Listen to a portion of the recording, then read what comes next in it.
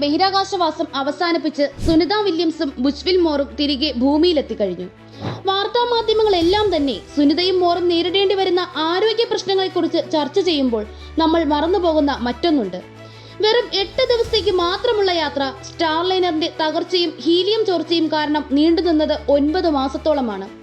ഒട്ടനവധി വെല്ലുവിളികൾ നേരിടേണ്ടി വന്നപ്പോഴും ദൗത്യം 287 ദിവസം നീണ്ടപ്പോഴും പതറാത്ത മനസ്സുമായി പിടിച്ചുനിന്ന US നേവൽ അക്കാദമിയിൽ വാർത്തെടുക്കപ്പെട്ട സൈനിക വനിതയാണവർ.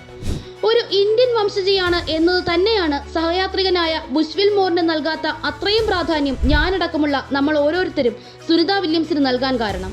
നമ്മുടെയെല്ലാം സ്കൂൾ കാലം മുതൽ കേട്ടുവരുന്ന പേരുകൾ: കൽപ്പന ചൗള, സുനിത വില്യംസ്. കൽപ്പന ചൗളയുടെ വേർപിരിയലിന് ഇക്കഴിഞ്ഞ ഫെബ്രുവരി 1-ന് 22 വർഷം തികഞ്ഞു. ബഹിരാകാശത്തെത്തുന്ന ആദ്യ ഇന്ത്യൻ വംശജയാണ് കൽപ്പന ചൗള.